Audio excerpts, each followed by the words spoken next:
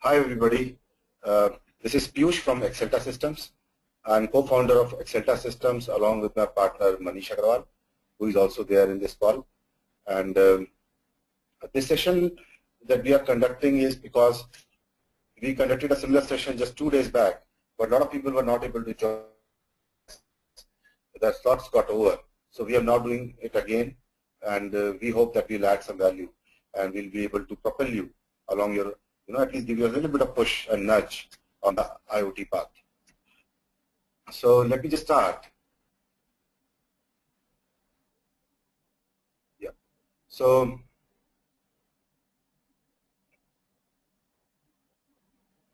today I'm going to cover roughly for 2 minutes I'll speak about Excela. Then 4 minutes I'll explain what is IoT business as such. So where the opportunities will come. And then I'll go into specific opportunities, and for 24 minutes almost, I'll speak about those opportunities. So that will bring me to the end of like 30-35 minutes of my session, and then we'll open it up for question and answers. So as I go along and presenting, whatever questions you have, please keep typing your questions. And Manish will be collecting those questions and will be answering those questions as much as he can at the end. So don't hesitate and keep asking questions, and we will be delighted to answer as many as we can today. This will be around 50 to 1 hour session today. So moving on, Excela, we are a IoT startup company. Me and Manish, we both passed out of IoT Rookie 95-94 batch, and we started this company around 15 months back. We are in the business of remote asset management. Okay, we are developing products for remote security management as well as remote sales management. We have also developed a platform or a cloud-based IoT platform. I'll speak a little bit about it later, but it's called Osmosis, where you can connect any device. We have great analytics capabilities in our platform, Osmosis. We call it analytics of things, basically. And you can do analytics as well as you can create UI on our platform. And this initiative, because of which I am here speaking to you today, is because of Excela Academy, which we launched around 8-9 months back. And we saw very encouraging response for this. That's why we are continuing with this. And this initiative is essentially as a part of Excela Academy, where we try and evangelize IoT and try to spread awareness about IoT and what all possibilities are opening up, as this huge area is opening up for all of us. This is our profile. I will not go into too much detail here, but you can see that we have done multiple things. We have worked in multiple companies, both in India and abroad, and we have had good careers so far. And now we launched this company around 15 months back, and now we really expect us to go to the next level, basically. So starting this presentation, as per Gartner, there will be a need for 300,000 IoT developers by year 2017. It's a very conservative estimate as per our analysis. And as per what everybody in the industry is saying, that anything that costs more than $100 when you go and buy it in the market, it makes sense to make it IoT enabled. So, there are so many things which are above 100. So you can imagine the kind of market we are talking about here. And the market size by 2020, the yearly market size or spend on IoT and IoT products is going to be more than $1 trillion. This industry, guys, is going to compete and beat the mobile industry as we see it today. So that's the scope in IoT. And where IoT is today is where cloud was in 2004 and big data was in 2010-11. So guys, that somebody who jumped into big data took some risk and jumped into it, believing in that story, today is reaping huge benefits. Average salary of a big data developer or a big data professional today is twice that of a normal Java J2E guy or a normal .NET or normal project manager. They are highly valued, right? Same is the state with IoT today. And those who get into it now will really reap the benefits. And you don't have to wait 4 to 5 years. You reap the benefit from next year or even this year onwards. So, just as a showcase, I wanted to just showcase that what is the volume. And there are a couple of equations that we have defined.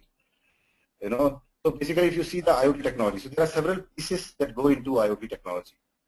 And so this equation says that the number of IoT technologies which are there multiplied with a huge number of use cases. So IoT is all about huge number of use cases, and every aspect of human activity you can see here will get impacted in some way because of IoT. So So if you multiply those two, you almost get towards infinite number of possibilities. So there is huge amount of opportunity. Also, the project requirements for IoT, the number of projects and the number of people required for those projects, divided by again the number of technology areas, is greater than the world's enlightened population. And by enlightened, I mean not just technology people, even anybody from doctor to teacher to banker, to finance guy to sales guy, who is enlightened and who understands IoT concepts. Its number of people is extremely minuscule today who are available. There is a huge possibility, a huge opportunity opening up. So let me explain now in just under 4 minutes what is IoT business. Okay, so just so that we speak on the same page basically. So if you see here, these are some of the white goods, right? You see a dishwasher, a washing machine, a TV here, or a fridge here, right? So let's say, so Samsung as a company, let's say Samsung is manufacturing all these items here, wants to make these devices or these things, as we call it, smart, right? So what Samsung will have to do to make it smart is, it will have to give each of these things or each of the device that goes into these things an ID. And what could be an ID? So when we are born in this world, we are smart people, right? So we get an ID like our name, right?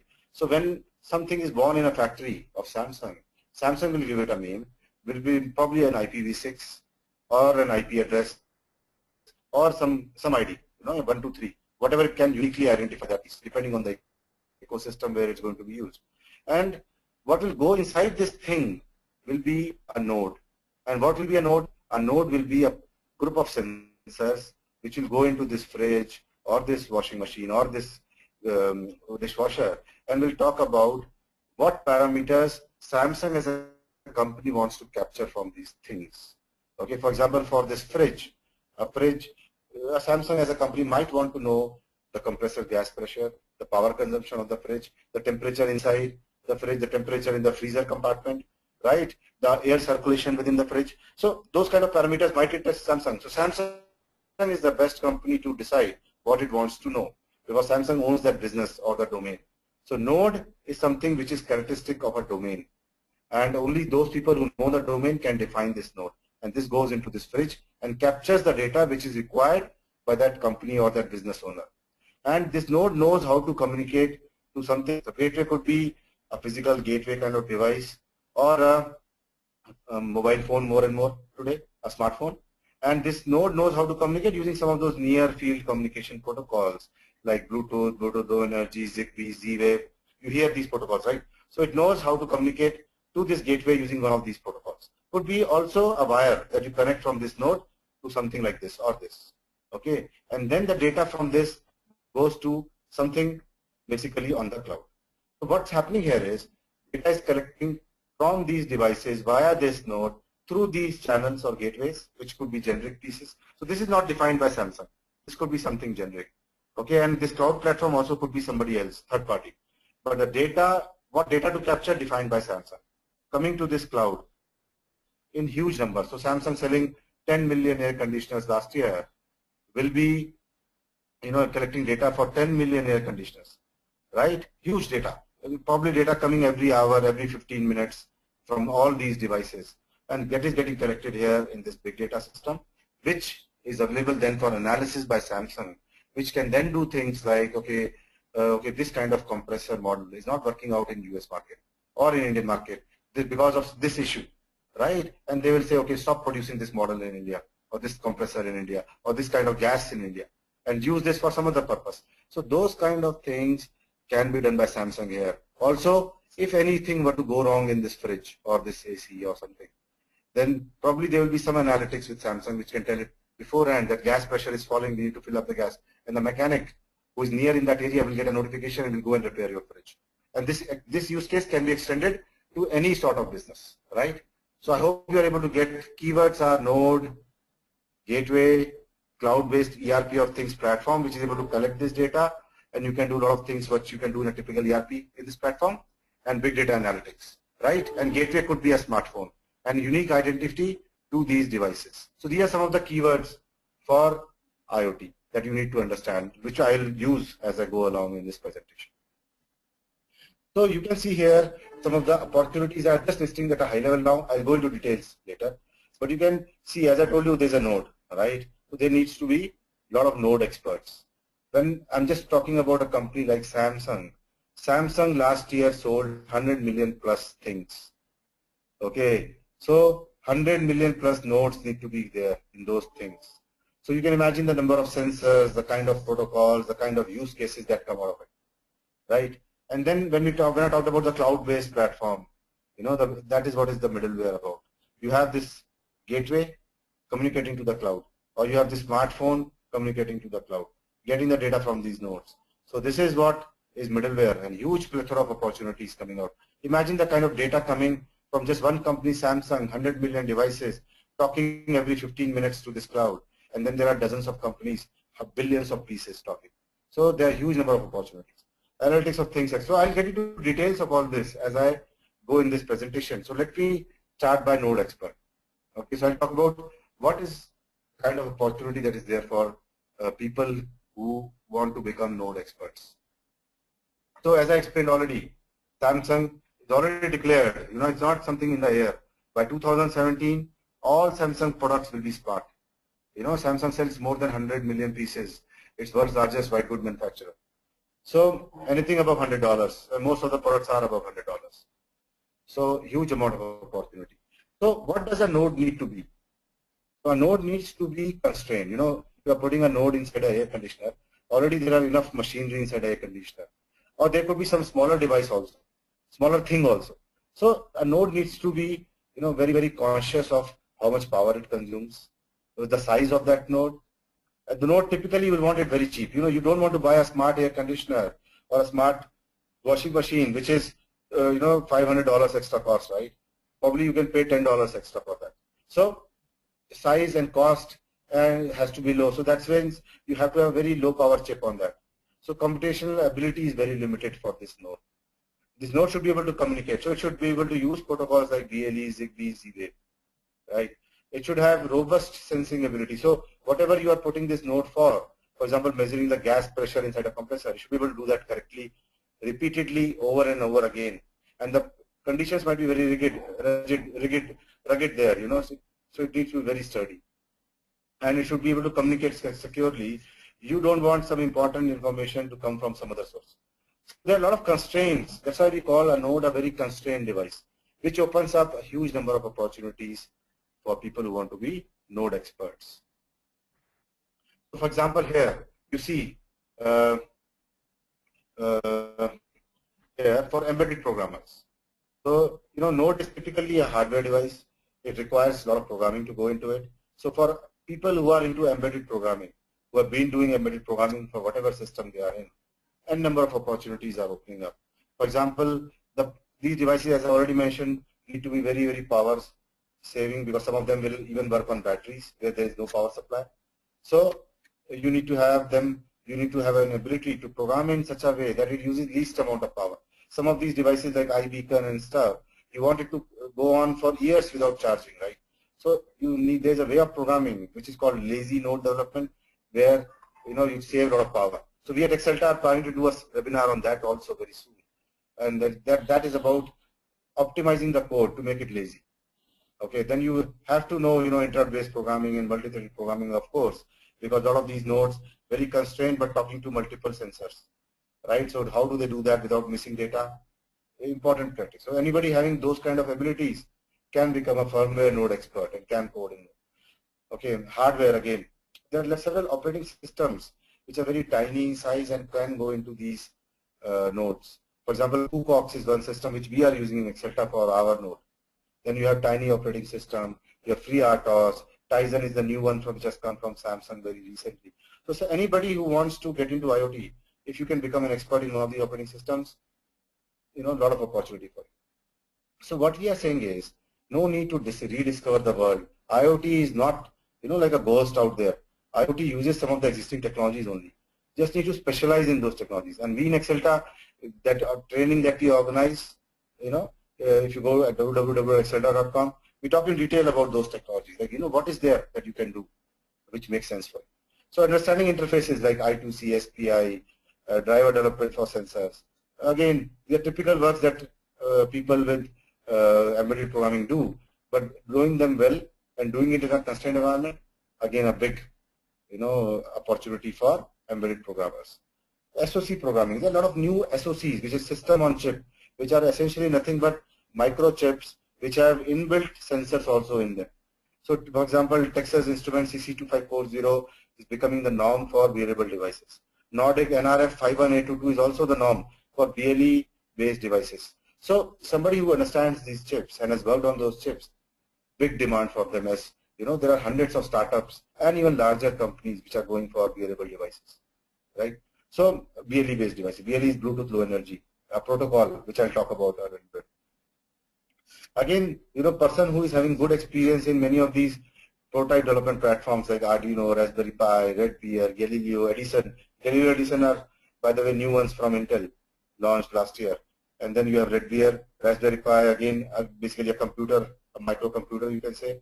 And Arduino, which is a very basic board, but very powerful for doing prototype development. So if you are familiar with these platforms and their development environments and what it takes to develop on them, big opportunities open up, because every company which is launching a product in IoT needs to do something on that. Again, client-side development, so these nodes or gateways need to integrate with the platforms. So I already mentioned IoT platforms, nothing but the new ERP of things, right? So in order to integrate with them, several new protocols are being used: IPv6, MQTT, CoAP, REST web services protocols. So if you are aware of these protocols, and you can do that kind of programming on the client side, which is on the device side, you are in business. So a lot of opportunities opening up for embedded programmers, for protocol developers. Again, as I mentioned earlier, these protocols need to work in very constrained environment, range, data, security, power, less power consumption, secure, still using less memory. So big areas opening up. Bluetooth Low Energy, Zigbee, Google Thread, again a big one which is coming out now. And BLE, Bluetooth Low Energy, is becoming a de facto standard for these devices, these nodes. So if you are good in BLE or good in Google Thread, or you can learn Google Thread, it's very new technology, very few competition for you. Big opportunities open up. Apple has its own protocol. IPv6 is another protocol. If you are aware of it, basically a lot of opportunities open up. There are several consortiums which are coming out, like IIC, OIC, All Scene Alliances, Apple MFI, Google Thread Alliance. So all these alliances are coming up with guidelines. So right now there is no interoperability between devices, the nodes. You buy a Samsung washing machine, it might not work with your Apple phone at home because there is no interoperability, right? But then many of these alliances are happening now. For example, Samsung is tying up with Google Thread. So if you have an Android phone, probably it will work with Android phone. So these guidelines and these consortiums becoming very important. So understanding these, if somebody understands these in business, a lot of opportunity for you. Automation expert, if you are a sensor expert, world is open for you. Now everything needs to have sensors. Sensors are going to be, a lot of large industries or large businesses are going to be set up with these sensors. So if somebody understands sensors properties well, if you're already in automation in some way, in some factory or industry, or in some car business or something, then if you can develop further knowledge on that and some of the properties of sensors, especially about reliability testing of sensors, because now sensors are going to be exposed to the real people, right? And they're going to work with you and me. So understanding these sensors and understanding the vast array of new sensors like MEMS sensors, which are coming out daily, big opportunity for you. Somebody who understands sensors. We in Excela ourselves need people who understand, for example, gyroscope or accelerometer kind of sensors and be able to program using them. So a lot of opportunities opening up for sensor guys. Product experts. If you are a domain expert in some domain like water or home automation, lighting, agriculture, insurance, you are definitely going to find an opportunity in IoT because your knowledge is there of the domain. Ultimately, every business is about a domain, right? So if you get knowledge in that, great business for you. Then we're talking about wearable node experts. So if you have knowledge of Google Fit API, Apple Fit API, so many medical wearables are coming up, right? Home automation wearables. So if you can become a wearable node expert, if you have knowledge of these platforms, you are in business because every wearable device needs to integrate with Google Fit, Apple Fit, or some such platform. So if you have knowledge on that, you are in business. So vehicle tracking expert, iBeacon expert. iBeacon is going to become the default advertising medium of the future. So somebody can become iBeacon expert, big opportunities open up. So these are some of the products. You can just learn about them based on your existing knowledge and become experts on them, and IoT world open up for you. Mechanical and material, again, mechanical industries again, waking up, because all these devices which need to be constrained need to work with human beings. So, their basically usability becomes a very critical factor. Usability with respect to physically where to put the button, where to put the color, what color to use, what kind of material to use so that it doesn't react to your skin and looks appealing. The weight has to be less. Ergonomics has to work out. Right? Some actuation mechanisms which can actually operate things and actually, pneumatic devices and your physical, electrical, motoring kind of devices which will be communicated or working through IoT wearables or IoT devices. A lot of mechanical work need to get into that. How to define or design them and build them in a user-friendly way, big business for mechanical guys. In fact, we in Excela today, the biggest shortfall we are seeing is in this area where we are not able to find the mechanical, designers and stuff who can design in a reasonable way things for us, right? Again, 3D printing experts, especially for low volume prototyping. If somebody is expert in that, big opportunity. Environmental impact experts who can understand the impact of corrosion, pollution on these devices. Big business opening up. Again, consulting is going to become big business because many of these startups like us here are not that big companies, right? We can't afford to take a mechanical designer on board. We can't afford to take a 3D printer. We can't afford to buy a 3D printer for that matter. Forget about its consultants. We can't afford to have PCB manufacturing facilities with us. We can't afford to have a procurement consultant because we are procuring only limited amount of stuff, right? So if somebody is in procurement domain or is in a product launch domain where he can take a product from prototype to production, he has that experience. If he can open a consulting today, big business opportunity, because lots and lots of companies are going to come up, which will require that kind of thing. So big business opportunity. In consulting, you can open your own consulting company is what I'm saying. So again, another big opportunity is in the middle. So as I told you, this Internet of Things is a new area where the traditional softwares like SAP, PeopleSoft, Oracle Financials, all these ERPs cannot handle it because they are built for human beings like us. A thing does not need a salary, right? A thing does not need a HR department. It is always going to work for you. So these things are also going to communicate every 15 minutes some amount of data to a system. So the kind of requirements of these things are very different, which has led to creation of entirely new ERP of things platforms. So we talk a lot about it in our training in Excela, and we actually show and demo you, and you actually integrate the device that you create in our training with these platforms. So what I'm trying to say here is these platforms are very powerful tools on the cloud which can handle billions of these devices simultaneously and also to accumulate and take data from billions of these devices. These platforms can also do things like if an error condition happens, for example, in a Samsung air conditioner or a fridge, gas pressure falls down. This platform will be able to pick that particular record out and will be able to raise an alarm.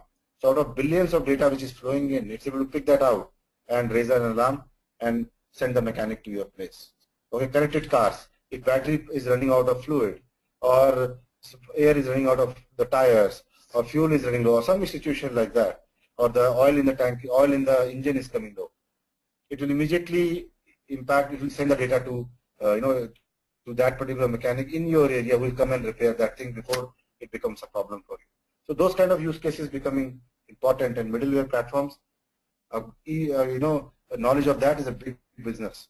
So for developers who are like Java developers, .NET developers, scripting developers, Node developers, Python developers, PHP developers, if you can get expertise in one of these platforms, Ively, ThingWorks, IBM Bluemix, Excela. Osmosis is, by the way, Excela platform that you see here. So if you are in one of these platforms, you will become like SAP expert of today, right? You will become a Ively expert or a Osmosis expert, right? And complex event processing is all about identifying that record from those billions of records at real time to raise an alarm. So complex processing experts, there are tools like Oracle, CEP, and CP which do that. Machine learning experts, because many of these platforms will become machine learning platforms where as the data is getting collected, these are becoming smart. So they know if these conditions happen, AC might conk out. So they'll be able to raise an alarm even before that situation happens based on what's happening right now. So those kind of intelligent machine learning applications possible using some of these tools. Platform domain functional experts. There are a lot of data streaming products which are coming out, which you can capture. I'll speak about it a little bit later. And then there are several protocols, server-side protocols like MQTT and CoAP. If you become master in that, opportunity opens up for you. There are product experts. For example, Google Fit expert, Apple Fit expert, already spoke about it. But if you're a Java developer, you can become an expert in one of these platforms. Big demand for you in the market. You have a lot of integration requirements. Many of these IoT platforms which are coming up need to integrate with backend systems like SAPs, PeopleSoft, Oracle Financials, big data systems, mobile apps, iBeacons. So all of these integrations require a lot of programming, Java programming, .NET programming, Python programming, PHP programming. So if you can become an expert in one of these platforms, all these areas open up for you in IoT. Data security experts, everything has to be secure. Cloud-based systems have to be secure. Data has to be secure because now you are entering into the physical realm of things, where things will physically work and move. So you are trying to, you can close your garage door through your cell phone, right? Wherever you are. You can lock a door wherever you are in the world. So imagine if somebody else is able to get hold of it. So encryption and cryptography techniques. Identity management is another tool which is becoming very big now because all these devices need to have unique identity. So there are softwares which are doing that identity management stuff for devices being manufactured. So becoming an expert in that, again, a big area for. So cloud expert, again, won't go into details of that, but again, a big area. So, as I mentioned earlier, this is just two areas which I touched till now. And these are some of the typical opportunities which we are seeing today coming in the market. You see this back-end software developer having knowledge of iBeacons or wearables or smart objects and develop an open API and integrate with these devices basically. I see the salary. Embedded engineers, BLE communication expert, Wi-Fi expert, able to communicate with the backend system. ARM Cortex M3 architecture, which is for the IoT devices. So a lot of opportunities. So in our bootcamp or training that we do in Excela, we talk about all the possible areas which are there where you can expertise on. We go into some details of all these areas and you actually create a device, a working device using the use case. So we take a use case and we solve that use case in this training, this 5-day, 3.5 hours per day training. And we go into each and every area and you actually develop each and every area in this. So you get a good feel of it and then you can decide which area you want to expertise on because, many of the people, probably many of you guys who are attending this bootcamp, we have kind of done what we are supposed to do like with respect to programming. We are right now in people management roles or roles and we are feeling a little bit redundant, many of us, right? And so it's possible now for you to redevelop yourself into IoT and IoT experts using some of the technologies that you are already aware of, right? And this training that we do in Excela, the 5-day training and the 3-day training, about which you can find out if you go to our website, www.excela.com, then you can really figure out the opportunities for you.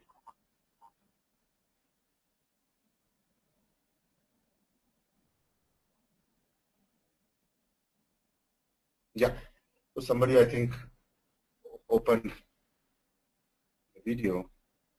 But this 2-day training, the 3-day training that we have and the 5-day training, we are doing it strategically on weekends from like 6:30 p.m. India time to 9:30 p.m. India time or 10 p.m. India time. And the practicals also are done on the next weekend so that everybody can attend and make use of these trainings to redefine their careers in IT space because this space is going to be bigger than the cell phone industry. And that too in the next 2 years. Each and every company that I know of, from TCS to GE to Intel to Mindtree to Infosys, Wipro, Satyam, all Indian companies and all most foreign companies were into Cisco is coming up with its own architecture of IoT. Intel, Edison, Galileo, they're betting big on IoT, billions of dollars of investment. So what I'm saying is, if you do these trainings, you can, we can give you a 4-month jump start in IoT space in developing your career in that direction.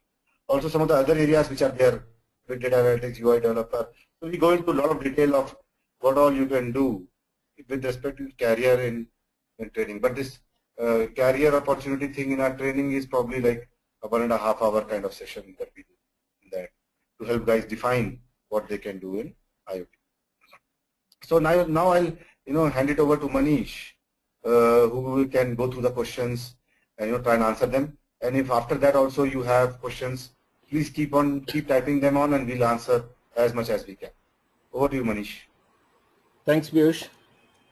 So there are about 7 or 8 questions that we'll try and answer. We have about 10 to 11 minutes left in the webinar. Other questions we'll try and answer offline, or you can reach out to us. So the first question is from Sheshachalam, and then this question is that that IoT would work only if internet is available, and then who's going to bear the cost for the internet? That's a pretty good question, Shesha. The basic aspect of IoT being successful is because of the prevalence or the large availability of internet. The channels could vary significantly depending on what is that specific use case that we are dealing with, but the kind of momentum that we are seeing on IoT, it is a lot because the entire communication costs have gone down. Regarding the second part of your question, who's going to bear the cost? I think it's going to get shared between the consumer and then the product provider.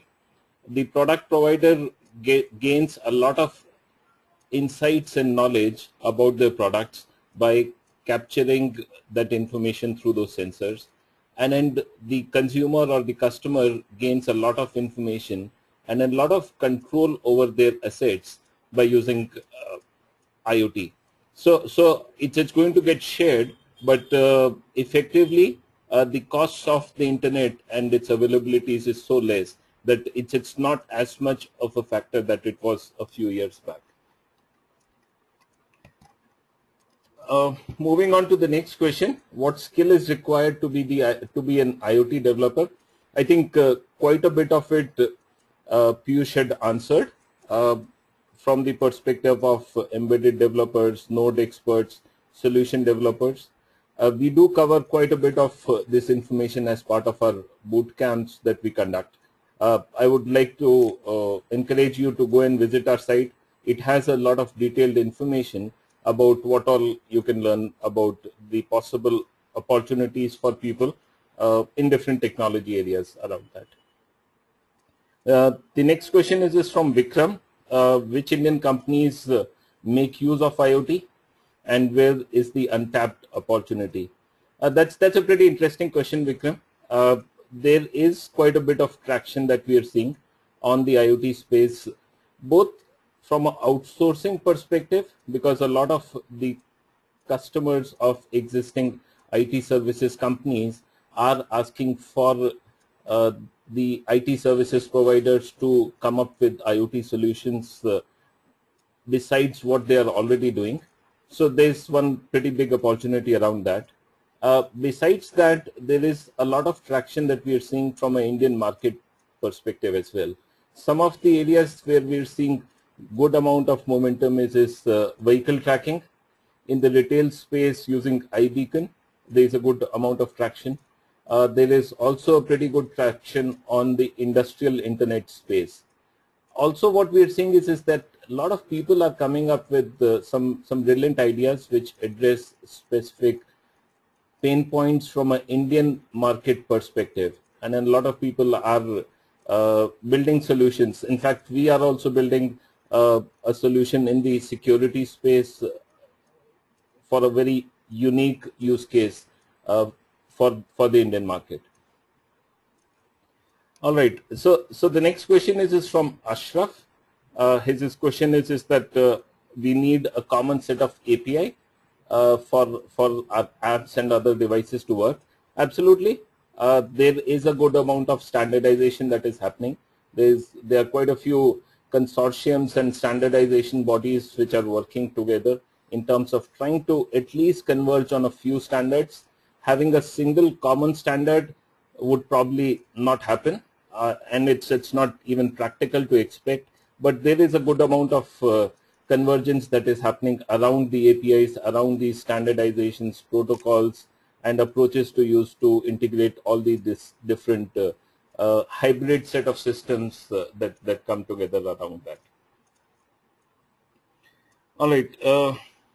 So there is a question on whether we can share this presentation after the session. Absolutely, we are recording the session. We are going to put it across on our website, and then you would have access to that. Okay, so the next question is from Sai Teja. What are the few key areas of software or programming language that needed for development of embedded system? So there are quite a few technology areas. If you look from an embedded firmware development perspective, having a good knowledge of embedded C is a must. It is a taken there. But there are quite a few open source hardware related development that have happened in that space. Like, for example, the Arduinos and Raspberry Pis, I'm sure a lot of you would have heard. But there is also a Red Bear and a BeagleBone. And then each of them are having their own ecosystem and then a set of free tools that come along with them. So having a good knowledge, knowing what kind of protocols are relevant, what kind of hardware platforms and SoCs are relevant for IoT solution development, it is very important to be able to build a good understanding around them. So Gaurav is asking this question on where can JavaScript be applied in IoT? That's a pretty interesting question, Gaurav. I see JavaScript being applied at least in a couple of areas. One is of course what Piyush was talking about, the ERP of things, building some intuitive Web 2.0 or even beyond UI for managing things is an important aspect. But also what we are seeing is that the JavaScript is more and more getting used in areas like server-side programming using Node.js, and then also embedded programming. We are seeing a good amount of traction of JavaScript. So as I see, JavaScript is going to get used quite frequently across the board, both from a UI development, server development, as well as embedded development point of view in future. There's a question from Nile that about startups in IoT, and then whether his startup can get into IoT space. We believe IoT is throwing a huge amount of opportunities for people to build and innovate, build products and solutions and innovate on IoT. In fact, our bootcamp is specifically geared towards helping entrepreneurs, because what we share as part of our training is actually the learning that we had over the last 18 odd months of building some successful IoT solutions. And then what we do is that what we cover as part of that bootcamp really helps people gain at least 4 to 6 months towards building their own IoT solution. So there are definitely a lot of opportunities for people in that space. All right, a few more questions.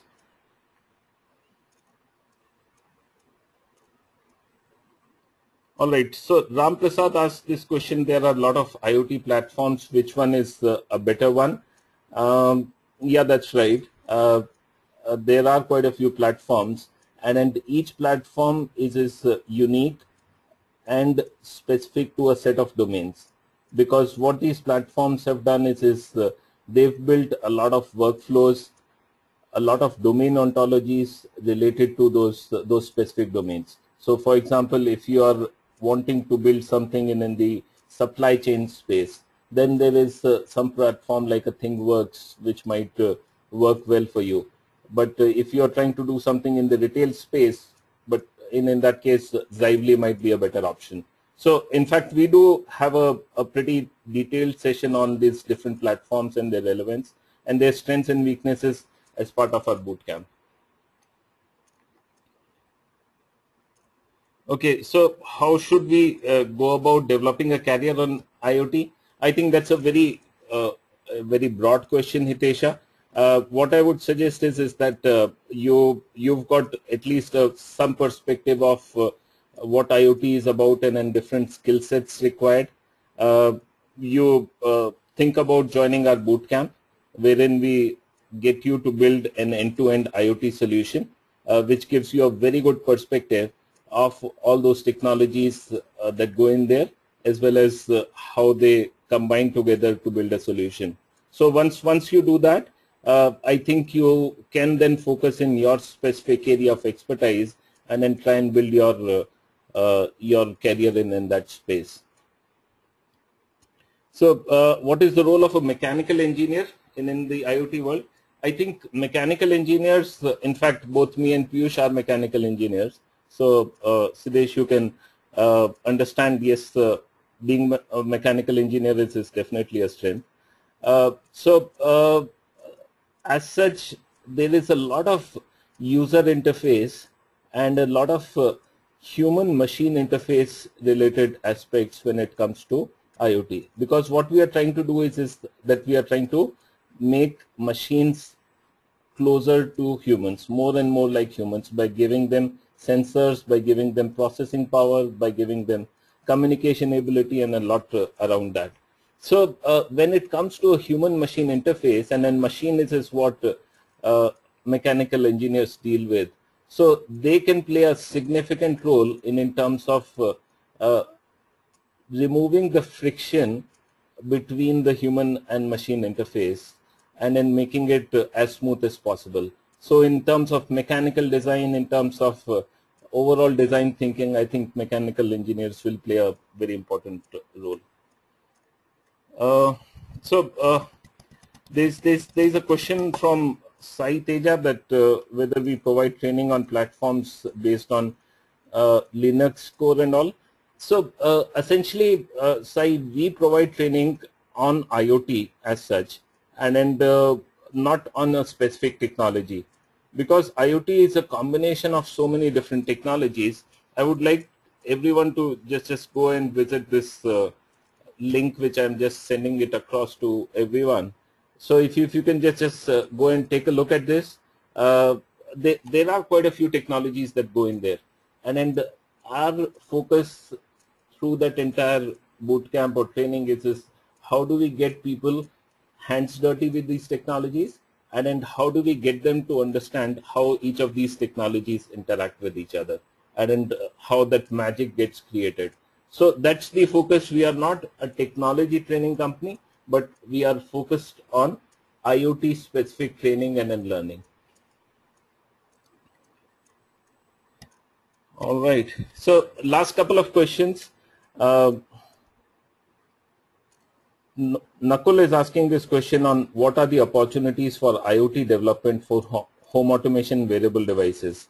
Home automation is going to see a huge amount of traction, and we are already seeing in the Western world a good amount of development happening in the home automation space, and then the same is the case with wearable devices. So you might have certain ideas, or there might be certain ideas which your friends might have. So going about and experimenting with those ideas and then implementing them is very much possible. In fact, the next training or bootcamp that we are launching, it is about building your own wearable device. We are expecting to launch it sometime around in another 4 to 6 weeks. We'll keep you guys posted. As part of that, we are actually going to help participants understand and go deep into each of the technologies that go into building a wearable device, which includes different sensors, microcontrollers, your Bluetooth low energy communication, and then a lot of stuff around that. So please keep your eyes and ears open for this program launch, and then we'll let you know.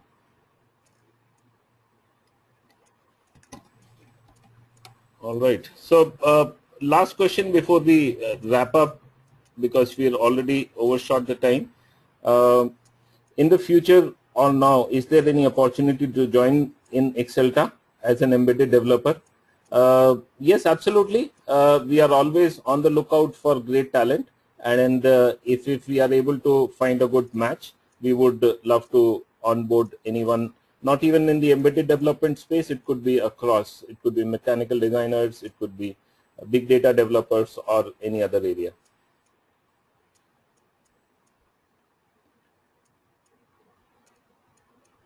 All right. So I see there are quite a few other questions that are there. I'll try and take one more question. That question is from Jerome.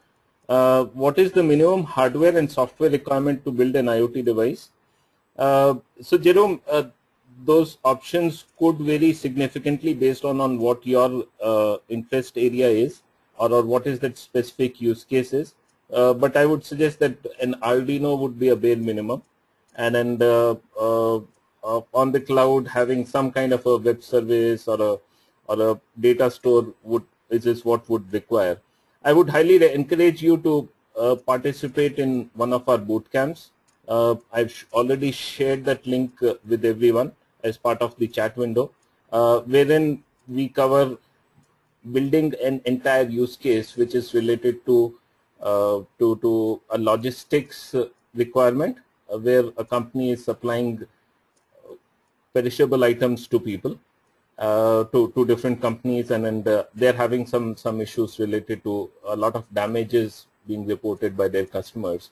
So how do they go about and solve their their challenges related to the supply chain by IoT enabling their fleet? It is the use case that we kind of cover as part of our bootcamp, and the participants actually build the entire solution, including the hardware and the software. All right, so thank you everyone for your time today. We are going to go ahead and post this webinar on our website, and then feel free to reach us at any time in case you have any questions. And thank you. Piyush, you want to add something? Yeah, thanks everybody for your time and patience in hearing us out. And we definitely hope that we get to meet each other, maybe in our boot camps or in some other way. And we hope that you guys use this, whatever we have shared today, in enhancing your career on the IoT path, because that is definitely going to be the technology or the business of the future. Yeah. Thanks everybody for your time. Yeah, and there were a few other questions related to the more details about the bootcamp. I'm again pasting that same link in the chat window. Please go ahead and then take a look at there, which has all the details related to course fees, what all we cover, the entire set of brochure. So please go ahead and then take a look at that. Yeah, but one thing you should remember is that this bootcamp will help you jumpstart 4 months into the IoT world. So it will give you a pretty good launch pad.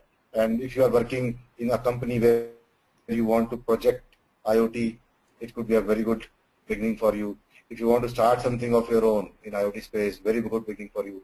If you are trying to change into IoT space in career, in wherever you are working, extremely good option for you. So it kind of gives you that opportunity, and we try and make it like that because we have ourselves passed through this phase and ourselves done it. So we are coming with experience there. So thanks a lot for your time, guys. And as Manish has already posted, visit excela.com and you can see online training link there. And hope to see you there. Thanks everybody.